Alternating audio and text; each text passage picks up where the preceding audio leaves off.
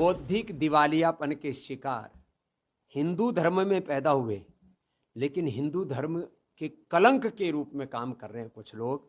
अपने ही वंशधरों को, जिन ऋषिकाओं के हम संतान हैं, उन्हीं को कह रहे हैं हिंदू आतंकवाद, सनातन आतंकवाद। जब कोई प्रसंग आता है तो कहते हैं आतंकवाद का कोई धर्म और मजहब नहीं होता, लेकिन हिंदू को, हिंदुत्व को, सनातन को आतंकवाद से जो जोड़ करके मूलतः वो संविधान की भावना के भी खिलाफ काम कर रहे हैं, तो एक संवैधानिक पाप भी कर रहे हैं।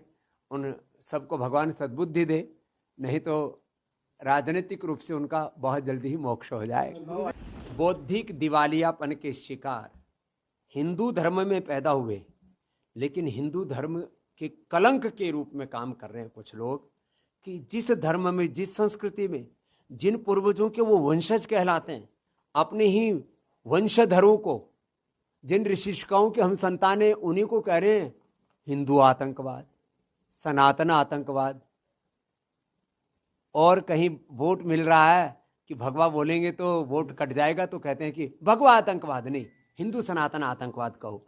इस तरह से, और जब कोई प्रसंग आता है तो कहते हैं आतंकवाद का कोई धर्म और मजहब नहीं होता, लेकिन हिंदू को, हिंदुत्व को, सनातन को आतंकवाद से जो जोड़ करके एक बहुत बड़ा धार्मिक और सांस्कृतिक पाप कर रहे हैं, और मूलतः वो संविधान की भावना के भी खिलाफ काम कर रहे हैं, तो एक संवैधानिक पाप भी कर रहे हैं।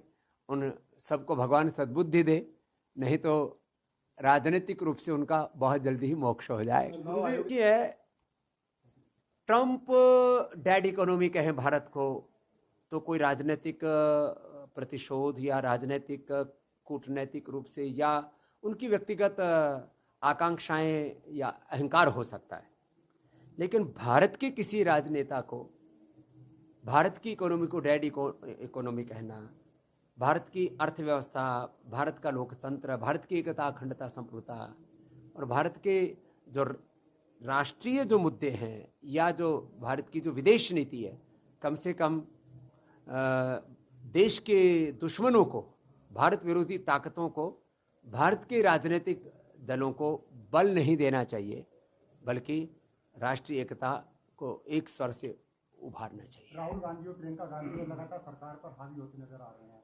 सरकार का बैर विरोध कर सकते हैं, प्रतिपक्ष का, विपक्ष का यही काम होता है कि वो चाहे जो भी उनको उचित लगता है उसका विरोध करें, लेकिन हमारी राष्ट्रीय एकता, अखंडता, संप्रभुता के मुद्दे पर, और जबकि एक नया वर्ल्ड ऑर्डर सेट हो रहा है, हो सकता है कल को डॉलर की बजाय पूरी दुनिया में भारत, चीन, रसिया, मिडिल ईस्ट और कुछ यूरोप के देश मिल गए तो एक नई अर्थव्यवस्था, नई करेंसी और एक नया वर्ल्ड ऑर्डर हम तय कर सकते हैं। तो इसलिए ऐसे संदर्भों में बहुत सोच समझ के बोलना चाहिए।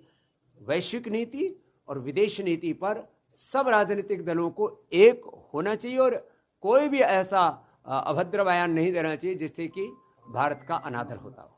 स्वामी, दिल्ली पुलिस के एक पत्र में बंगाल को बांग्लादेशी लिखा गया है, तो उस पर कांग्रेस ने निशाना साधा है। चलिए, और कुछ ठीक। स्वामी जी, ऑपरेशन सिंदूर को लेकर जिस तरह से बातें सामने आ रही है और लगातार सरकार से जवाब मांगा जा रहा है।